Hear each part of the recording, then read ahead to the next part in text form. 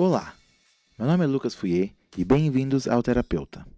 Normalmente, o Terapeuta é um podcast de audiodrama serializado que conta a história de uma terapeuta que resolve gravar suas consultas com os mais diversos pacientes. Porém, hoje teremos um episódio um pouco diferente. Como todos vocês sabem, o mundo está num momento bem complicado e nesse momento resolvemos mudar um pouco o conteúdo que vai sair nesse próximo mês no Terapeuta e gravamos algumas entrevistas e conversas que vamos lançar ao longo do mês, toda sexta-feira. Como vocês também devem saber, existe um racismo sistêmico que oprime as pessoas, não só no Brasil, mas no mundo inteiro, há anos, tá? E esse é um assunto que está bem em pauta esses tempos por causa de todo esse movimento do Vidas Negras Importam, que é muito importante, que levou várias pessoas às ruas e ainda está levando. E foi no meio disso que eu chamei o psicólogo, storyteller, podcaster e muito mais, Thiago Cabral, para conversar comigo um pouco sobre psicologia preta, né? O que é isso exatamente? Que é uma área que ele sabe bastante sobre, que ele fala bastante no canal de YouTube dele e nas redes sociais. E eu fiquei bem interessado e chamei ele para uma conversa que foi bem legal, tá? A gente fez a gravação dia 22 de junho, né? Demorou um pouco para editar, mas agora tá finalmente saindo aí, então eu espero que vocês curtam bastante, porque eu gostei não só de participar dessa entrevista e de editar, né? Mas eu tô bem animado para que todos vocês possam escutar e aprender, assim como eu aprendi bastante. Agora, relaxem-se e escutem nossa entrevista com o Thiago Cabral.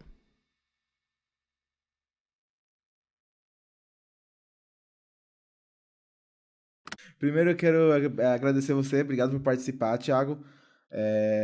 Você é psicólogo, storyteller, podcaster, faz um monte de coisa. E então eu queria que você pudesse primeiro contar um pouco do que você faz e tudo. Então, eu sou psicólogo esse ano, em 2020, há 10 anos. Eu me formei em janeiro de 2010. Eu trabalho com políticas públicas já há 9, né? Eu sou concursado no município aqui perto de onde eu moro. Eu trabalhei em vários municípios, escrevo desde criança, por um incentivo assim, meio que de família. Eu sempre gostei também, quando era criança, eu gostava de, tipo assim, criar minha própria versão dos super-heróis e tal. Cresci assistindo Manchete, né? Muito Tokusatsu, essas coisas assim. E ultimamente tenho falado bastante sobre psicologia preta, né? Que é alguma coisa assim que impacta bastante, tanto no meu trabalho quanto na minha vida, obviamente, né? E a gente tem feito essa militância aí na internet, divulgado um pouco da psicologia preta. A psicologia já é uma coisa assim, mais de nicho, né? Mais de quem trabalha com isso. E ao mesmo tempo, quando você fala de psicologia preta, tem psicólogo que nunca nem ouviu falar disso, entendeu? Então a gente faz esse trabalho assim de divulgação, não sou o único, né? Existem vários psicólogos que falam disso. Nos Estados Unidos tem a Associação Americana de Psicologia Preta, entendeu? Tem uma entidade organizada e tudo mais.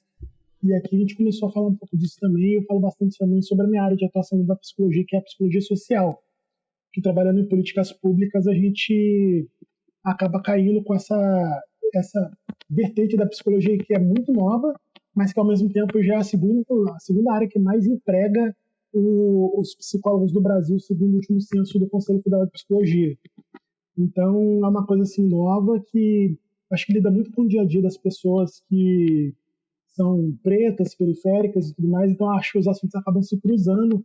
Eu acabei caindo nesse nicho aí. Mas eu assisti os seus vídeos no YouTube sobre o assunto, eu achei bem interessante, porque é algo que eu não tinha ouvido falar sobre, mas que é algo que faz muito sentido. Você poderia dar só uma explicação geral do que é psicologia preta? Então, se caiu o negócio aqui. Só passar, vai. Agora veio o caminhão assim, ferozmente mesmo, né? Às vezes a rua aqui, eu moro no centro, né? Mas às vezes a rua fica tranquila, por isso que eu marco de gravar depois das 7, mais ou menos assim, porque passa menos carro, mas tá vindo um caminhão Uhum. de lixo. É São Paulo, Né? né? São Não, eu moro Paulo? no interior do estado do Rio de São Janeiro. Paulo? Eu moro em Volta Redonda. Ah, caramba. Eu moro em Volta Redonda, a cidade que tem CCN, não sei se você conhece. Você é de onde, cara? Só pra gente. Eu sou de Você São é de São Paulo. Paulo, né? Eu sou do interior do estado do Rio aqui. São Paulo SP. Então, aqui no interior, Volta Redonda famoso Eu nunca fui pro Rio, na verdade, ainda. Estranhamente, eu ainda tenho que ir um dia. Eu não sei como não cheguei aí ainda.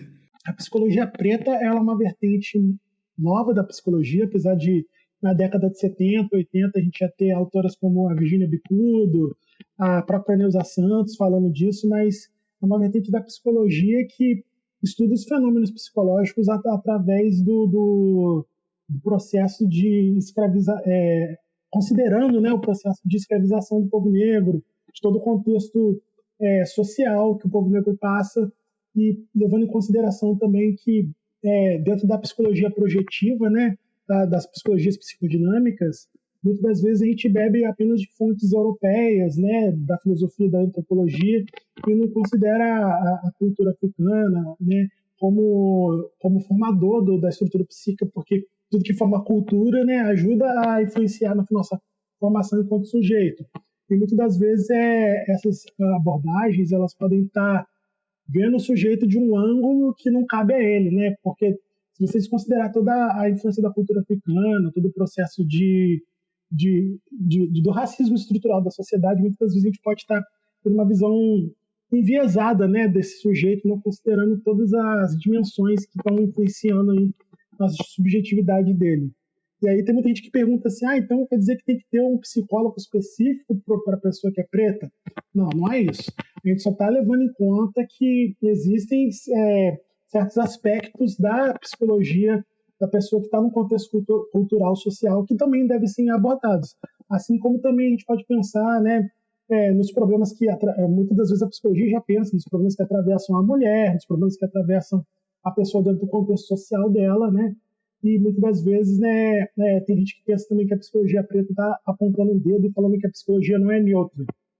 E aí, né, a gente entra naquela questão ética da neutralidade, né? Será que existe neutralidade? Será que uma ciência consegue ser neutra por si só, sem evoluir, né? Sem pensar em cada vez mais aspectos que possam enquadrar esse sujeito?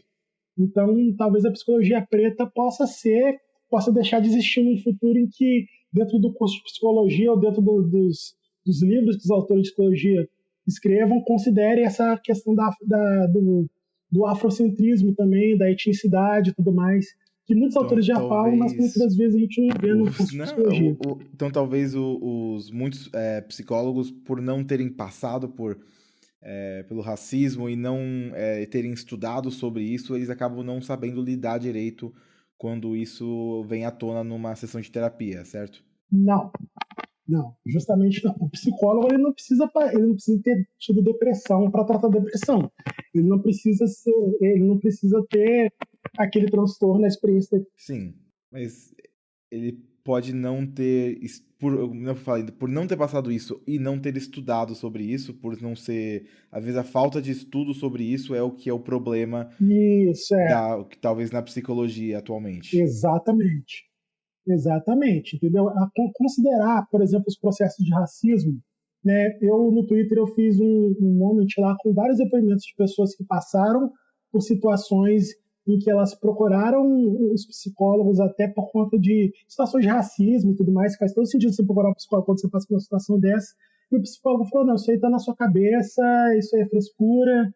Por quê? Porque esse profissional provavelmente não teve um treinamento que abrangesse esse tipo de questão, entendeu? Então, a nossa luta aí na divulgação da psicologia social é para isso, para que as pessoas pretas tenham consciência de que elas têm o direito de ser tratadas pelas sequelas do racismo e para que os profissionais tenham consciência de que existe, sim, um olhar que eles têm que ter sobre esse fenômeno que é o racismo. Uhum. E até ligado com isso também, uma pergunta que eu tinha era se o racismo que tantas pessoas sofrem no Brasil desde a infância pode se manifestar como um trauma na vida mais para frente? Sim, claro.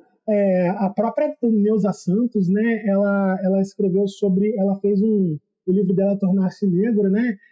Ele é um estudo de caso que ela fez colhendo relatos de várias pessoas, e mais tarde ela veio, no último vídeo que ela fez, né, antes dela falecer, ela deu uma entrevista para o Lázaro Ramos, né, naquele programa Espelho, em que ela fala muito sobre isso, né? Apesar de todo esse arcabouço que a gente tem que ter, teórico, para receber essa pessoa, a gente tem que escutar a demanda dela, entendeu? Muitas das vezes a pessoa passa por um episódio de racismo e tudo mais, mas ela está lá porque ela quer mudar de carreira, ou porque ela quer, sei lá, ela acha que ela está com depressão, ou porque ela quer, sei lá, arrumar uma namorada e não consegue, uma coisa assim. Então, essa demanda tem que vir da pessoa, essa demanda tem que vir do sujeito. É claro que, se o cara trouxer no discurso, como qualquer outro tipo de situação, o psicólogo pode pontuar? Pode. Mas quem vai trazer isso no discurso vai ser o sujeito. Quem vai trazer isso para a clínica enquanto uma questão vai ser o sujeito. Entendeu? Só que a questão é, muitas das vezes o sujeito negro que é vítima de racismo traz isso para o consultório, o psicólogo não está preparado para receber isso, entendeu? Aí a pessoa ou minimiza, ou então age de um ponto de suposto saber, né? Porque eu costumo falar muito sobre isso, sobre essa questão de suposto saber, como isso é uma pressão que atrapalha o profissional de psicologia. Porque todo profissional de saúde, seja de qualquer área, a sociedade coloca ele numa posição de poder, né? A posição do suposto saber. Então, muitas das vezes, o profissional se vê pressionado a não poder falar, não sei, a não poder falar, olha, eu não posso fazer isso, mas eu vou te caminhar para o profissional que pode. Então, muitas das vezes, ele vai minimizar o discurso do sujeito, então, deixar de tratar essa demanda que ele traz, para não se colocar nessa posição de não saber lidar com aquilo, de não ter técnica para lidar com aquilo. E isso é uma violação gravíssima do Código de Ética do profissional, que o Código de Ética diz que o psicólogo ele só pode fazer qualquer tipo de prática, executar qualquer tipo de técnica, que ele tenha treinamento e segurança para fazer isso. Tem que ter uma formação, ele tem que ter o conhecimento para fazer isso. Ele deixa de ser ético para não sair dessa posição de pressão social, né, que é a posição de suposto saber. Então, a gente acaba enfrentando esse problema que sofre o sujeito, né, que chega ali na clínica e acaba sendo novamente vitimizado, né? Não estou dizendo que isso é um padrão, tá? Tem muitas pessoas que conseguem acolher, mesmo sem treinamento e tudo mais, mas acho que se a gente trouxer isso para o discurso acadêmico, né, para o discurso de formação, até mesmo para o debate profissional, acho que as pessoas que procurarem psicólogos vão estar ganhando muito mais. Uhum. E o que a gente pode fazer? Você como psicólogo e eu como não psicólogo, vamos dizer, artista, o que a gente pode fazer para poder fazer com que a psicologia preta seja falada mais e que isso possa entrar mais dentro da psicologia atualmente? Bom, no seu caso específico, você já está fazendo, né? Que você está me dando voz aqui para a gente poder falar sobre isso. Eu acho que a gente procurar psicólogos que tenham essa formação, né, dar visibilidade para eles. Eu acho que esse discurso tem que ser levado para dentro da academia, através de seminários, através até mesmo de, quem sabe, alguma matéria letiva que trate do assunto, ou então até alguma matéria que faça parte da grade normal mesmo, para estar debatendo sobre isso. Eu acho que a questão, nesse caso, para a gente solucionar esse tipo de problema é estudar, é divulgar autores que falem sobre isso, entendeu? E dar voz para essas pessoas, entendeu? A gente procurar escutar mesmo, até mesmo quando um paciente se aproxima, quando uma pessoa traz esse discurso para a gente do racismo e tudo mais, se a gente não tiver arcabouço para lidar com isso, levar para alguém que tenha essa base para estar lidando com a situação. Né? Divulgação mesmo, estuda, correr atrás. Então, às vezes, vem do psicólogo que talvez não saiba lidar com isso direito, de em vez de tentar lidar com isso de alguma forma, é parar e pensar, eu não sei muito sobre isso e recomendar alguém que saiba melhor? É, entendeu? Tem casos e casos, vai demandar do caso, mas, tipo assim, isso não sou eu que estou dizendo, é o código de ética do psicólogo que fala. Se você não pode tratar um problema que você não tenha arcabouço teórico, técnico para estar lidando com aquilo, isso é básico. Só que como, né, por conta da porcaria do racismo estrutural que a gente vive no nosso país, essa questão do racismo, muitas das vezes na sociedade pega como vitimização, entendeu? Porque a gente vive nesse mito da democracia racial, né, que nós vivemos um país miscigenado, não existe racismo, entendeu? Então, muitas das vezes, o psicólogo acaba caindo nessa falácia aí e não tem essa preparação, entendeu? Então, o psicólogo ele tem que se preparar para receber esse tipo de demanda, assim como todos os tipos de demanda que chegam na clínica dele. Mas isso é uma coisa gritante porque muitas vezes a gente vai aumentar, né, o dano causado por essa situação de racismo que essa pessoa passou, seja no desenvolvimento dela, ou seja uma situação traumática mesmo de racismo, assim, que causa até um transtorno pós-traumático, alguma coisa do tipo, entendeu? Quando a coisa fica mais grave, né, por exemplo, esse caso do transtorno pós-traumático, aí você já vai agir com uma técnica mesmo de transtorno pós-traumático. Mas entender como o racismo estrutural afeta a nossa sociedade, acho que vai enriquecer o trabalho desse psicólogo, mesmo quando ele utilize técnicas tão específicas quanto essas do transtorno pós-traumático e tudo mais. Entendeu? Dentro da psicanálise, mas é um conhecimento que vai servir de uma base a mais para o psicólogo estar acolhendo aquele discurso. E dentro dessa sociedade que tem esse racismo sistêmico dentro dela, o quanto os políticos e outras figuras de alto poder, como esse presidente, que tem falas e medidas racistas, podem afetar a sociedade e aumentar o racismo na sociedade? Olha, significativamente, né? Porque toda pessoa que é uma figura de autoridade, ela exerce influência. Então, quando a gente tem a questão da lei não escrita, né? Do não dito. Quando você tem alguém que vai lá e ratifica, né, essa coisa do não dito, né? Porque no Brasil o racismo ele é uma das piores formas de racismo que existe, porque você não pode falar sobre ele, entendeu? Ele está na esfera do tipo você faz, mas você não fala. É uma coisa inconsciente, é um negócio do não dito. E aí você vê o cara e ratifica essa posição, ratifica esse comportamento, apesar de a gente poder falar sobre ele, né, que é o que está acontecendo agora. Ao mesmo tempo, você autentica quem está executando, entendeu? Você pega e autentica o crime da pessoa que está cometendo, entendeu? Então, essas pessoas, elas exercem, sim, elas reforçam essa pressão social sobre o criminoso que está cometendo racismo e sobre a vítima, né, do racismo. Então, ao mesmo tempo que o criminoso se sente empoderado, a vítima vai se sentir cada vez menos tendenciosa a relatar aquela situação, ou então reconhecer aquilo como abuso. Isso causa uma série de processos aí que podem contribuir com o adoecimento errado da pessoa, entendeu? Porque, né, como diz, né, os autores da psicologia psicodinâmica, né, como Freud e essa galera aí, quanto menos você tem poder de articular verbalmente sobre aquela situação, menos você tem poder de lidar com ela no campo do sentimento. Então, você acaba castrando a vítima e empoderando o agressor, né, o criminoso no caso. Então, é claro, isso é um absurdo, né? A gente está falando aqui nessa linguagem mais acadêmica aí, mas isso não existe uma figura de autoridade que defenda um crime e saia impune, né, diante disso. Então, o fato dele defender e o fato de praticamente não estar acontecendo nada, isso é muito grave, isso manda uma mensagem muito grave para a sociedade. Isso diz que é isso mesmo e é isso aí, você tem que engolir e se vira aí. E nós que lutemos, né, como diz o povo, né? Você falou antes desses textos eurocentristas que são estudados, que não falam muito sobre a descendência africana e são muito focados na Europa. Você acha que alguns desses textos que são estudados na psicologia talvez tenham, além de não falar sobre esses assuntos, tenham um racismo dentro deles também? Então, não consigo pensar em nenhum específico que tenha racismo neles, entendeu? Não estou dizendo que não existe, estou dizendo que eu não conheça.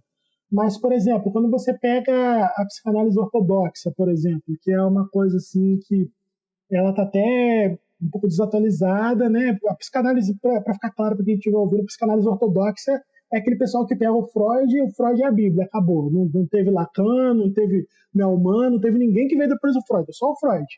Então, o Freud viveu, cara, em 1900, morreu na década de 20, se não me engano. Entendeu? Quanta coisa já não aconteceu no mundo?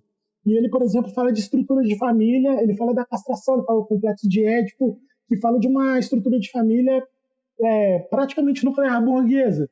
E aí você pega a cultura africana em que, por exemplo, tem lugares na África que esse tipo de formato de família não existe, entendeu? Tem, por exemplo, aqui no Brasil mesmo, a gente sabe que tem religiões afro-brasileiras que mora todo mundo na mesma casa, até a nossa própria, né? Vamos falar de família brasileira.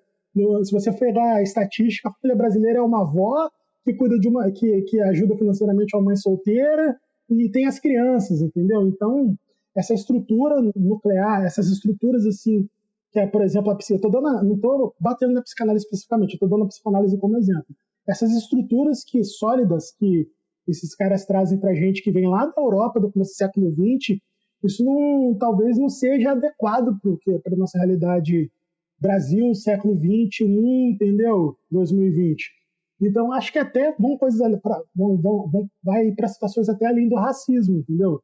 até mesmo para a gente ver a forma de família, para a gente pensar em sexualidade também, apesar de que tem cartas do Freud que mostram que ele tinha um pensamento bem progressista nesse sentido da sexualidade, né, da homoafetividade, mas eu acho que esse pensamento filosófico, assim, a gente tem que... Pô, o que a gente não pode construir em cima do pensamento Ubuntu, entendeu? Em cima do pensamento Nagô, entendeu? O que a gente pode construir, que a gente não pode acrescentar na psicologia psicodinâmica, considerando esses pensamentos também, né? Apesar de que a gente tem aquela questão da... Ai, gente, eu esqueci agora que o pessoal está levando para dentro do judiciário agora, que é a constelação familiar, que diz que tem uma influência, né, que até já se perdeu, né? Você pega muita obra de constelação familiar que perdeu sua origem africana. Que apesar de que tem essa crítica de ser uma parte mais religiosa, né, do que ser uma coisa assim mais filosófica. Mas o que a gente não poderia criar a partir dessas filosofias, entendeu? Então, tá certo que eu não estou dizendo assim que o Freud é mal, que vamos desenhar o check-in do Freud, que o Freud não presta. Mas o contexto no qual ele criou a obra dele, e todos os outros autores lá, que, sei lá, o Charcot que veio antes dele, entendeu? Eles estavam num contexto que não abrange a realidade que a gente vive hoje. Então, a gente precisa atualizar isso. Acho que ciência é isso. A ciência não para no tempo e acabou, isso aqui é perfeito, acabou. Não, a gente vai evoluindo. Então, à medida que a gente evolui, a gente vai acrescentando mais coisas. Eu acho que a gente tem muita coisa para ganhar, considerando, né, essa filosofia africana e toda essa cultura africana, né, que né, a gente tem que sempre tomar cuidado para não transformar a África num país, né, um continente com culturas diversas, com quanta coisa a gente nem sabe que existe ainda, que a gente pode tirar de lá. E é algo que foge um pouco do tema, só rapidamente, mas é o que veio na minha cabeça também, uma pergunta que é, na minha experiência, eu tenho encontrado muitos terapeutas na minha vida que são mais de direita, e às vezes tem alguma ideia ou outra deles que, mesmo que não apareça muito, incomoda um pouco. Você acha que às vezes na hora de escolher um psicólogo, um terapeuta, tem talvez esse negócio de procurar um que tenha uma posição política que se alinhe com a do paciente? Talvez isso seja algo positivo? Eu tenho duas respostas para você. Uma resposta é a resposta teórica, né, que é a do mundo cor-de-rosa, né, como diz o pessoal da física, né, as galinhas são esféricas, né, e todo mundo se move no vácuo, né, resistência do ar não existe. Essa é a resposta filosófica, a resposta teórica que eu vou te dar. Na teoria, até mesmo a psicologia mais assim estruturalista filosófica, ela tem que estar preparada para receber qualquer tipo de paciente, cliente, seja lá o nome que você dê. Agora, na prática, né, a neutralidade, né, tem muita gente que fala hoje está na moda falar da neutralidade do jornalismo, né? Imagina a neutralidade da psicologia. Não tem como. Você tem o psicólogo também está ali na sala, entendeu? Ele não é um robô, ele não é uma figura de ele não se transforma, não ganha superpoderes a partir do momento que ele entra no consultório dele. Então, é, isso depende muito, porque o que acontece? A gente tem o fenômeno da projeção também. A gente tem o fenômeno da projeção que pode acontecer de você achar que, dependendo da forma como o psicólogo se posiciona, que ele tem um determinado posicionamento. Pode acontecer também. Mas existe também essa leitura que se faz de que facilita a projeção você encontrar um psicólogo que tenha pensamentos parecidos com você. Por exemplo, eu atuo muito pouco na clínica. Eu tenho poucos pacientes, eu raramente pego paciente, cliente, sei lá. Eu não tenho muito esse negócio de abordagem fechada, não. Eu gosto de pegar tudo que tem de bom em cada visão. Mas eu costumo eu costumo fazer poucos atendimentos de psicologia clínica, mas eu sou uma pessoa que tem uma opinião publicada de forma ampla, né? Eu tenho um Twitter, eu tenho um Instagram, eu tenho meu site que eu publico texto. Então, antes de você entrar na minha clínica, você já vai saber qual é o meu posicionamento. Mas tem psicólogo que é extremamente reservado. Como é que você vai saber o que ele pensa ou não? Entendeu? Só que tem esse fenômeno também da projeção que é incrível, que é que é a questão do santo não bater. Entendeu? É literalmente isso. Tem gente que vem me falar assim, eu fui no psicólogo lá que você indicou, às vezes eu indico algum colega, alguma coisa assim, e não gostei. Eu falei, cara, psicólogo é assim, cara, se não rolar, não rolou. O cara pode ser, até brinco, né, amor? O cara pode ser o Freud, que Se não rolar, cara, se você não se sentir seguro, se você não se sentir escutado, a pessoa não vai rolar terapia, não vai rolar transferência, não vai rolar, sei lá, rapó, seja lá o nome que você dê, não vai rolar, entendeu? Então eu acho que depende muito também. Mas a orientação que eu sempre dou é, se você não está se sentindo confortável, procura outro. Entendeu? Pode ter gente que me segue no Instagram, que me segue no Twitter, que acha super legal tudo que eu falo, mas que na hora de chegar na minha clínica talvez não goste da forma como eu trato, da forma que eu abordo. Então isso depende muito. Agora, uma coisa que eu queria deixar claro, né, que eu falo até num texto meu, que é por que a gente precisa mais de psicólogos negros. A identificação é uma coisa que facilita muito. Tipo, um passo a mais, né? Você já chega com um bônus pro profissional que você se identifica. É muito mais fácil você confiar, é muito mais fácil você se soltar e interagir com ele, entendeu? Então, por exemplo, estatisticamente falando, no ensino superior já tem menos pessoas negras do que a porcentagem da população. Então, tem muita gente que não vai se sentir confortável em chegar no psicólogo, sei lá, branco, que tem um discurso estranho, né, para ela, pelo menos, e ela não vai conseguir falar da situação de racismo que ela sofreu. Então, você ter psicólogos que tenham a preparação, o mais importante é a preparação, e que tenham essa capacidade de identificação com o paciente, isso ajuda muito. Não é o ideal, a gente não é o ideal, porque teoricamente, né, eticamente falando, dentro da psicologia, a gente não pode depender disso para fazer a clínica, mas é uma coisa que ajuda muito, entendeu? É uma coisa que ajuda bastante. Então, você se identificar com um profissional, respondendo finalmente sua pergunta, né, na teoria não deveria fazer diferença, mas na prática ajuda bastante, entendeu? Uhum. Consegui responder? Sim, ajudou bastante. Acho que muita coisa, acho que isso que eu gosto também de entrevista é que tem muita pergunta que eu tenho aqui pronta, preparada, e tem muita pergunta que vem na minha cabeça que não é só porque eu acho que vai agregar a entrevista, mas porque muita coisa que eu quero saber, que é o maior motivo de eu ter feito eu estar fazendo essa entrevista aqui, é que realmente eu fiquei bem interessado com o assunto, e apesar de eu ter pesquisado também para aprender um pouco antes da entrevista, eu, além de querer falar sobre o assunto, eu também fiquei com vontade de aprender mais sobre isso. Acho que é um papel importante na sociedade da gente querer aprender mais sobre as coisas que a gente, mesmo que não seja nosso lugar de fala, tentar aprender mais sem realmente julgar, né? Uma pergunta que eu tenho aqui é que o movimento Vidas Negras Importam, né, que é uma coisa que muito importante, tem tido bastante espaço nas redes sociais nesse último mês, principalmente, que é muito importante. E tem muita gente que responde que, né, de maneira erroneamente, falando, mas todas as vidas importam. E eu queria que você pudesse ajudar a explicar por que isso é não só errado, mas talvez prejudicial. Então, isso vem do próprio processo pelo qual o racismo foi estruturado, né? A gente vem lá, a gente tem que falar que o processo da escravização do povo negro foi um processo de escravização nunca antes visto na história da humanidade, né? A gente teve escravidão na Grécia, a gente teve escravidão, sei lá, praticamente a maioria dos povos antigos.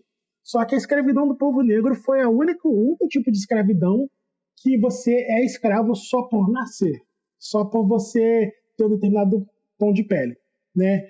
E aí a gente vai para a psicologia social, que a gente pega o conceito de grupo, né? O que é um grupo? O grupo é um conjunto de pessoas com características em comum, que tem um objetivo em comum. Então, o que aconteceu com o processo da escravização?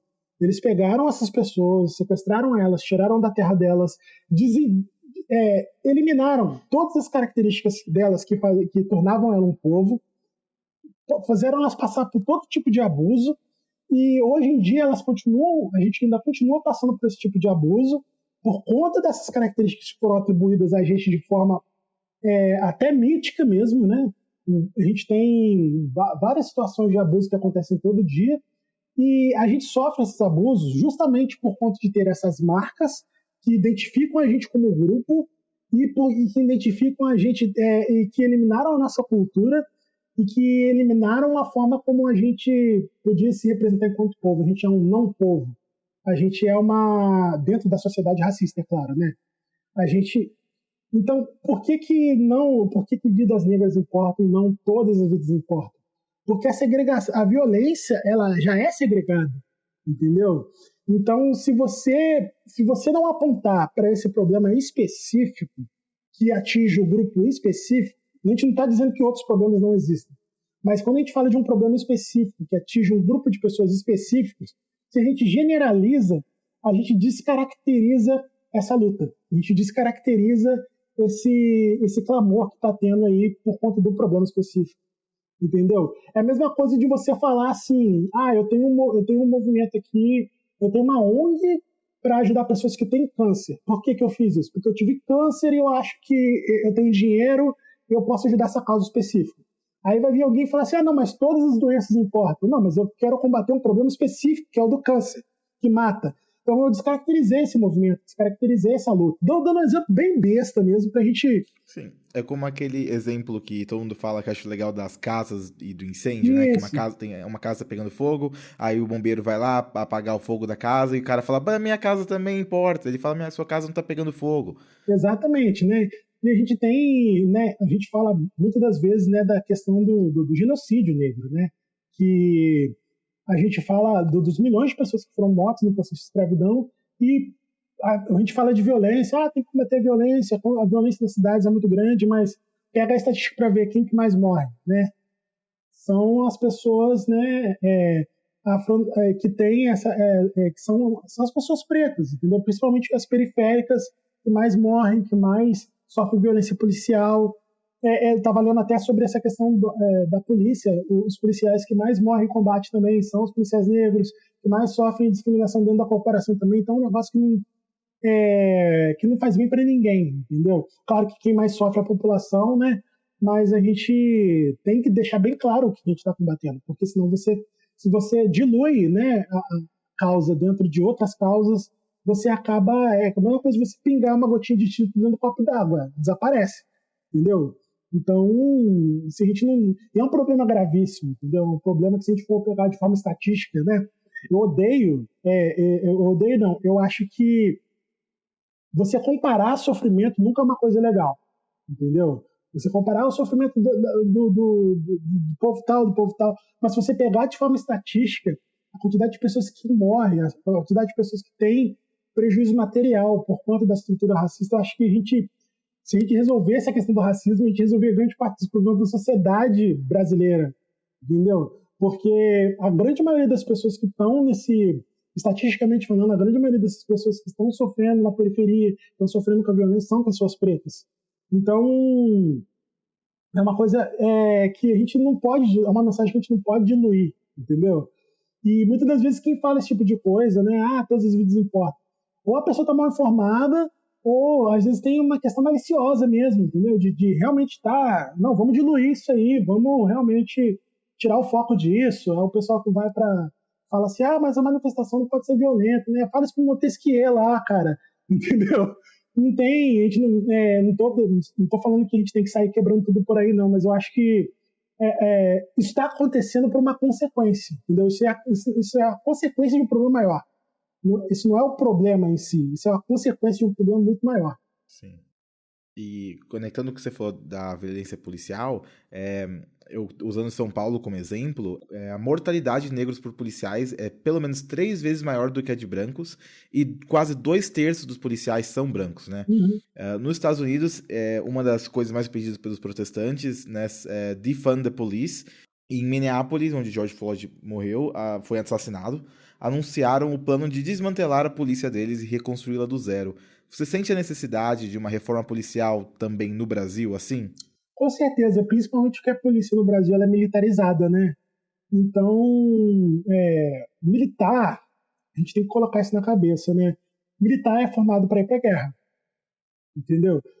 E é muito ironia você ter uma polícia que é militar, é uma entidade que ela é formada para proteger a população, pelo menos na teoria, mas que a formação dela é para ir para a guerra, entendeu? Então, eu acho que são dois papéis assim antagônicos que você propõe para uma força de segurança e que realmente não tem como dar certo, entendeu? Então, a gente tem toda essa questão também, né, que já foi dito sobre a origem das polícias, né, que surge justamente nesse período aí do fim da escravização do povo negro e tudo mais, que isso é um papo que não é muito a minha área, então prefiro não versar muito sobre isso. Sim. Mas tem sim que ser questionado. Aí vai ter gente que tem um amigo meu que mora nos Estados Unidos e falou assim: não, mas aí acabar a polícia, o bandido vai reinar, a violência vai reinar, não sei o quê. Não, justamente a causa da violência ela não é quem tem mais. O problema da violência não é quem tem mais arma, quem tem menos arma. Geralmente a grande parte do problema da violência é social. E você criando uma sociedade mais estruturada, uma sociedade que dê amparo material e psicológico para as pessoas, a violência tende automaticamente a diminuir, entendeu? Porque toda ação violenta ela vem de uma falta, né? Essa falta que eu estou falando, eu não estou dizendo que seja uma falta material. O cara está matando porque ele não tem dinheiro para comprar comida. Não, não necessariamente. Essa falta ela é psicológica, essa falta ela vem da ordem do desejo, entendeu? Então, muitas das vezes, às vezes é uma falta que ele nunca vai conseguir suprir, independente de quanto dinheiro ele tenha, quanto atenção, afeto ele tem, mas é uma coisa que, em sociedade, se a gente consegue estruturar essa sociedade, a gente consegue diminuir esse ímpeto por violência e essa busca, né? Porque toda essa questão da violência ela vem do instinto de sobrevivência. Então, muitas das vezes, a pessoa que tem ação violenta, ela está agindo por conta de uma questão inconsciente, né? Que da ordem, eu falo inconsciente, não necessariamente inconsciente da psicanálise, mas da forma mas daquilo que a gente não pode dizer, do processo automático, entendeu? De uma resposta automática, né? Como diz o pessoal do TCC também. Uhum. A gente está agindo de um ponto de tem alguma coisa ali que não foi trabalhada, entendeu? Então, se a gente dá educação, se a gente dá saúde, dá acesso ao alimento, a tendência a você querer entrar em conflito com outra pessoa físico ou até mesmo psicológico para ter qualquer coisa tende a diminuir. Isso não significa, né? Aí, tipo assim, faz uma coisa dessas, né? Vamos repensar a polícia e tudo mais, a criminalidade não acaba. O pessoal fala assim, viu, cadê o... Isso não significa que a gente vai viver no paraíso, entendeu? O ser humano, ele é complexo, né? A subjetividade, a gente não consegue criar uma fórmula, entre aspas, que sirva para cada sujeito. Mas a tendência é que seja muito mais fácil você lidar com isso. Tem muito problema que é resolvido pela polícia que poderia ser resolvido por um assistente social, entendeu? Por um psicólogo social, por uma equipe multidisciplinar que visse aquele problema antes de acontecer ou mesmo depois de acontecer, que tomasse conta daquele sujeito para que aquele problema não voltasse a acontecer, né? Até por conta a gente vive na situação carcerária no Brasil, assim, que é uma calamidade, né? Quando eu estava estudando psicologia, né, institucional na faculdade, aí eu fui pegar as leis, né, do Brasil para estudar e tudo mais. Falei, como assim, cara, a cadeia serve para ressocializar o sujeito? Eu fiquei surpreso, cara, olha só, não é vingança, entendeu? Porque muitas das vezes a gente tem esse pensamento de que a reabilitação social ela vai se dar através da punição. E aí a gente tem a psicologia comportamental para dizer para a gente que a punição é o pior condicionador que existe. Entendeu? O reforço positivo funciona muito melhor do que a punição.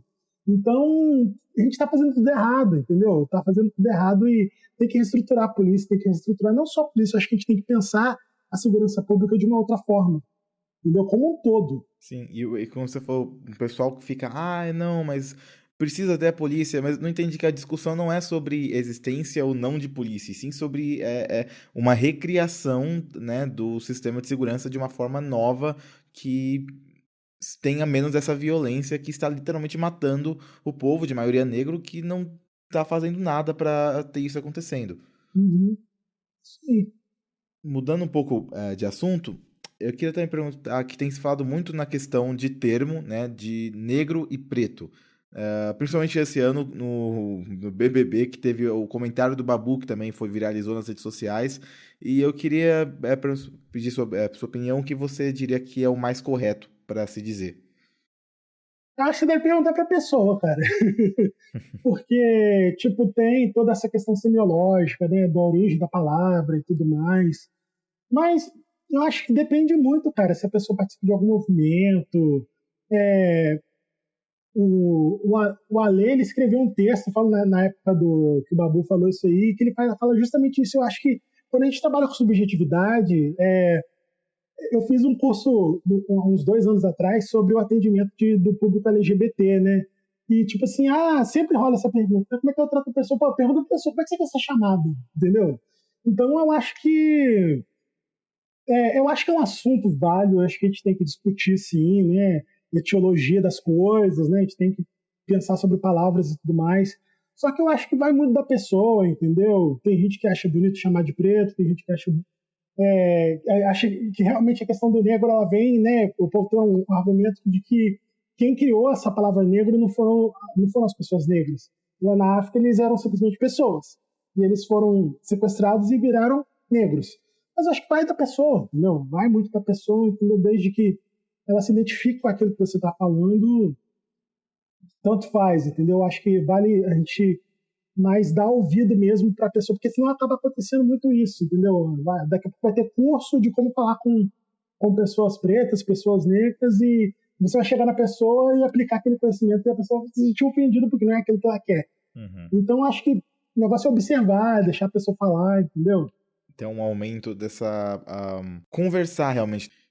Acabar com esse tabu e realmente falar sobre o assunto e falar qual termo você prefere, realmente ter essa comunicação. Uhum. Exatamente. E um outro assunto que é também diferente, são só alguns assuntos separados que eu tenho aqui também, que também é um pouco polêmico, são as cotas, que tem muita coisa positiva, mas também tem muita gente que critica mesmo assim, e eu queria que você pudesse falar um pouco sua opinião sobre o assunto.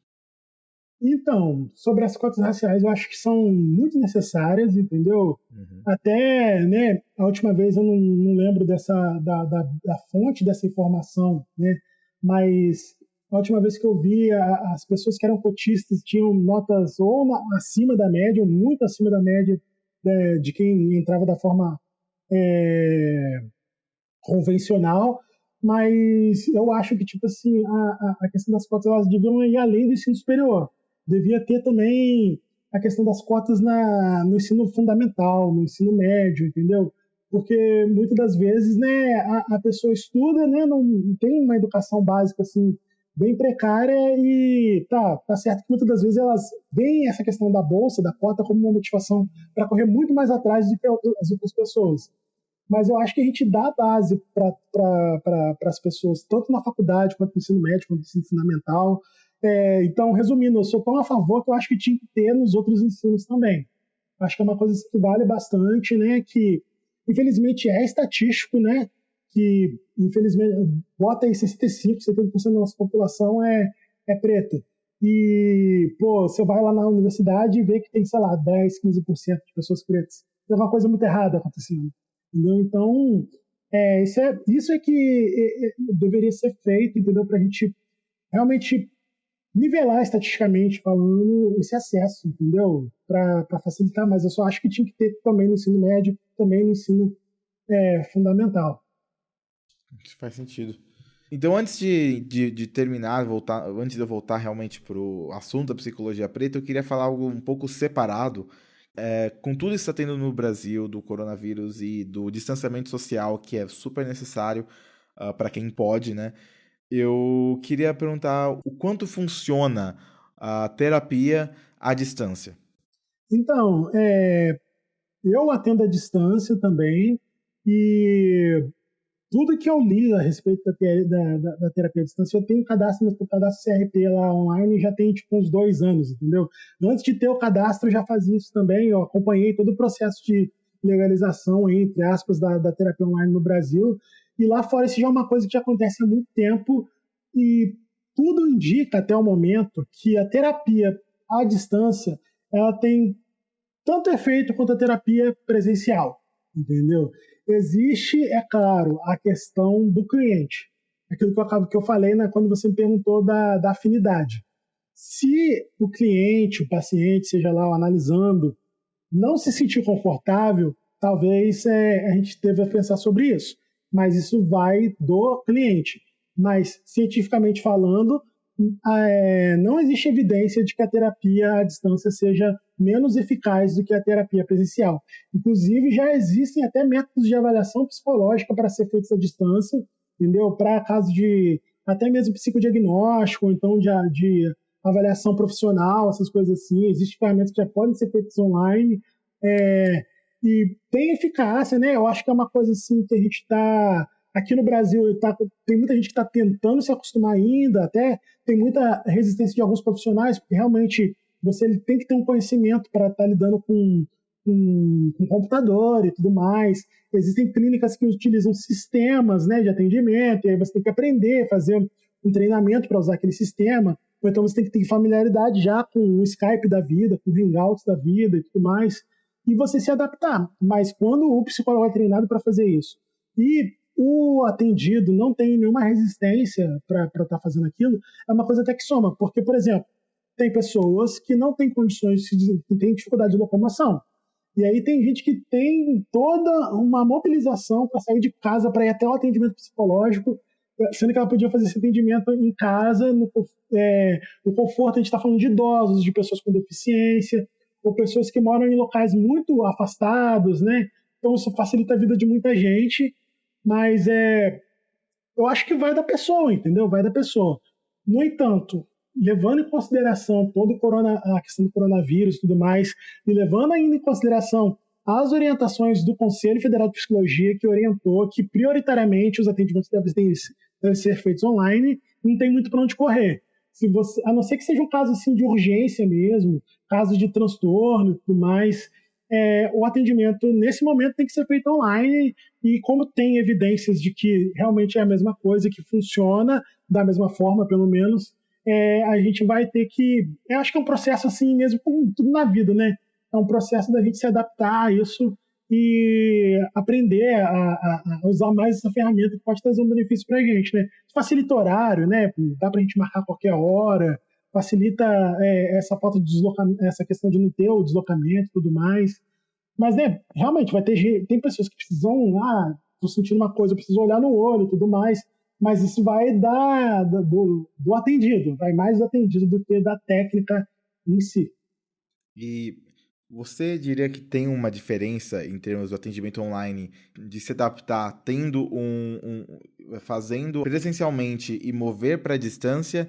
Tem uma diferença disso para começar com um psicólogo novo que você ainda não conhece, que talvez tenha uma dificuldade maior de adaptação de começar algo novo à distância? Eu acho que todo processo de mudança ele é impactante e possivelmente traumático, né? Porque é uma brincadeira que eu costumo fazer, né? Toda mudança ela cobra um preço, né? Toda mudança ela cobra um preço da gente, porque a gente está aqui no nosso conforto, da nossa rotina, dos nossos rostos conhecidos, do caminho que a gente faz todo dia e tudo mais para ir trabalhar, a rotina, enfim, né? E a gente trocar isso é realmente um processo que é complicado, para umas pessoas mais do que outras, dependendo da situação. E o que está acontecendo hoje é que do dia para a noite todo atendimento passou a ser online, entendeu? Uhum. Então, tipo, se você já está atendendo uma pessoa e tem que trocar para online, já é uma coisa que demanda uma adaptação. Agora, a pessoa ainda vai trocar de psicólogo nesse processo, vai ser mais difícil ainda, realmente. Não é impossível, mas é mais difícil, entendeu? Mas aí você tem que colocar, elencar suas prioridades, né? Você tem que pensar, tá, o que é melhor? Eu tentar começar uma nova terapia ou ficar sem terapia? Onde que eu ganho mais, entendeu? Tem gente que vai preferir, sei lá, vou esperar passar isso aí e vou voltar pro meu psicólogo antigo, que eu não consigo. Mas vai ter gente que realmente ela não pode fazer atendimento, e nem que seja apenas pelo período do isolamento social, ela faça terapia com outro psicólogo, entendeu? Porque também vão ter os profissionais que vão falar assim, eu não consigo. Né? Isso chega a ser até bonito, né? A gente falou dessa questão do lugar do suposto saber, da pessoa virar e falar assim, eu não tenho competência para fazer isso. Procura alguém que tenha. Meu limite vai até aqui. Entendeu? Porque é melhor do que você se arriscar a fazer uma coisa que você não tem treinamento, uma coisa que você não sabe, e vai colocando em risco, né, o tratamento de alguém para simplesmente não sair desse lugar de suposto saber. Então é isso. Eu acho que, né, depende do caso a caso, né? Sempre a resposta vai ser essa, depende. Faz sentido, porque apesar de eu ter sentido uma dificuldade em começar uma terapia com uma terapeuta que eu não conhecia antes, apesar de ter essa dificuldade, eu ainda acho que para mim tem valido a pena mesmo assim, então acho que é algo realmente a se considerar. Ainda nesse tema, falando do Covid, eu queria perguntar a sua opinião mesmo esses protestos que estão acontecendo no mundo afora são super importantes, mas especificamente no Brasil estamos no epicentro do vírus, então eu queria saber se você achava que talvez fosse perigoso ter esses protestos atualmente no Brasil, ou se o assunto é importante demais, então acaba sendo mais importante o assunto do que o momento. Eu acho que nada é mais importante do que a vida, né? Uhum. Se a gente puder salvar o maior número possível de vidas, né? Apesar de que a gente sabe que morrem centenas, quem sabe até milhares de pessoas todo dia por conta da violência, morrem. Mas a gente está num momento assim que não dá para arriscar muito, né? Por dois motivos, né? Não só por conta de você arriscar a sua vida, né? E a vida de quem... É interessante a gente falar que essa epidemia é bem democrática, né? Ela não é uma coisa assim que vai afetar só quem está se arriscando. Se você está indo num protesto hoje, você tem uma pessoa idosa em casa, uma pessoa que é grupo de risco em casa, você pode estar levando essa doença para dentro de casa agora. E a gente tem um outro fator também, que é político, entendeu? Eu acho que a gente está vivendo um governo autoritário que tem... Que a gente, eu posso, tipo assim, eu não vou dizer que é gripe, mas tá tossindo, tá tendo febre, né? Então eu não vou dizer que esse governo é fascista, mas todos os sinais estão aí do que a gente está vivendo um fascismo não declarado aí, com esse governante atualmente. E os caras, para usar isso, né, do dia para noite, para dar um golpe, alguma coisa assim, entendeu? Eu acho que a mobilização, nesse momento, a gente tem que fazer de uma forma mais estratégica, mais inteligente, né? Até indo na onda do que o Emicida falou lá, eu acho que o momento agora é da gente pensar antes de agir, entendeu? Então, tá tendo um movimento bem interessante, né? Eu mudei muito de opinião contra a militância virtual, né? Eu me tornei um militante virtual, acredito que isso é muito importante. Uhum. Eu penso até nessa responsabilidade, eu penso, pô, cara, tem 2 seguidores. Se você tem 2 seguidores, você tem responsabilidade sobre aquilo que você fala, que tem 2 pessoas que estão escutando aquilo, entendeu? E a gente incentiva muito outras pessoas a mudarem de pensamento, até mesmo influenciações. Então, eu acho que a militância organizada, pontual, e mesmo que feita através da internet, pode ser mais sadia, mais eficaz do que a gente simplesmente se revoltar e sair na rua fazendo qualquer coisa, entendeu? Uma coisa que ele Mas, né, falou, eu ele não tô... realmente, uma coisa da fala do Emicida que eu achei interessante foi isso de aproveitar o momento para se unir virtualmente, né, para se preparar, né. Eu tenho visto muitos círculos sociais antifascistas que podem ser muito úteis no futuro para uma revolução, de certa forma. Com certeza, com certeza. Eu acho que tem muita coisa na nossa sociedade que a gente pode e precisa mudar, entendeu? Mas eu acho que tem que ser estratégico, tem que ser de uma forma pensada e tem que colocar tudo na balança, né? Porque tem gente que eu costumo brincar o seguinte, né? Antes da lei escrita, eu respeito a lei da física, né? E toda ação tem uma reação. Então, tudo que a gente fizer hoje, aquilo volta pra gente, de uma certa forma, né? E a gente tem que fazer de uma forma que a gente preserve o maior número de vidas possível e que beneficie o maior número de pessoas possível. Com certeza. É o que eu penso. Concordo. Antes de terminar, eu queria voltar para o assunto, o tema principal da psicologia preta e perguntar se você acha que a ideia toda da psicologia preta tem sido mais reconhecida ao longo dos últimos anos. Então, a gente tem, né, um movimento acadêmico, né, da psicologia preta. A gente tem mais, eu percebo principalmente de 2011, 2012 para cá, a gente ia abordar mais esse assunto. Não sei te dizer o motivo, talvez seria por toda essa revolução política que a gente esteja vivendo, a revolução no sentido negativo, né? Porque a gente tem tido uma tomada da direita radical na política. Então, as pessoas têm sido obrigadas a se posicionar politicamente nos últimos anos. Você, infelizmente, né, falando de forma polarizada, você tem que ter um lado, né? Então, se você não tiver uma ideologia, você está perdendo alguma coisa, você não faz parte do mecanismo social vigente. Então, como as pessoas têm sido, entre aspas, obrigadas a se posicionar politicamente, eu acho que por isso que as pessoas que estão dentro da academia, da psicologia, estão se posicionando também e estão vendo que existe esse nicho que precisa ser estudado, que precisa ser trabalhado, que é a psicologia preta. Eu acho que isso vale para várias coisas no sentido que a gente pensa de sociedade, no que se refere a racismo, e sociedade, pensar o povo negro, o povo de ascendência africana, por conta desse movimento político que está obrigando as pessoas a se politizarem.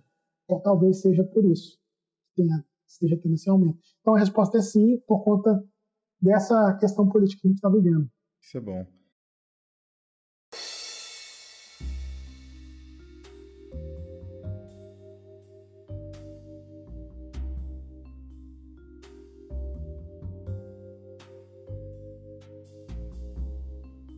Eu queria agradecer muito você realmente por participar aqui. Foi muito bom, aprendi muita coisa realmente aqui nessa entrevista. Primeiro, antes de a gente acabar, queria que você falasse onde a pessoa pode encontrar o seu podcast, o seu site, o seu Twitter.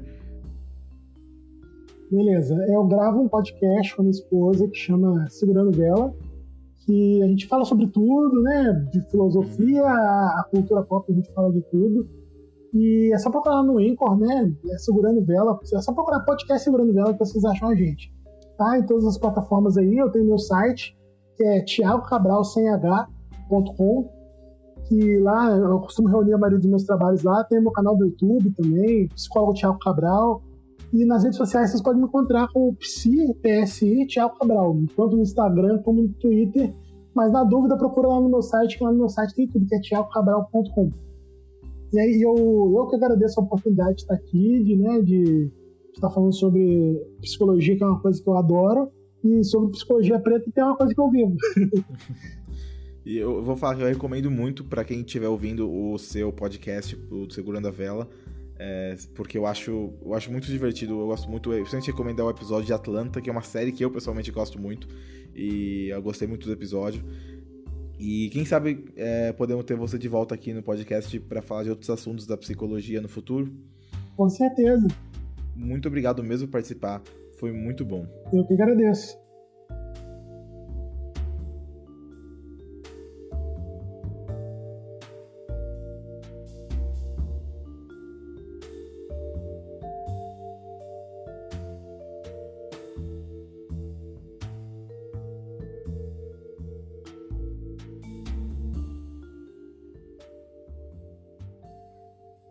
Muito obrigado por escutar o Terapeuta. Obrigado a Thiago Cabral por participar. Você pode encontrar mais sobre ele em www.thiagocabral.com. Não esqueçam de nos seguir nas nossas redes sociais. No Twitter, em twitter.com/terapeuta_cast. No Instagram, em instagram.com/terapeutapodcast. E no Facebook, em facebook.com/podcastterapeuta. Não se esqueça de visitar nosso site, onde temos todas as informações do podcast em terapeutapodcast.com.br. Novamente, terapeutapodcast.com.br. Todas essas informações e mais estarão na descrição desse episódio. E mais uma vez, obrigado por escutar.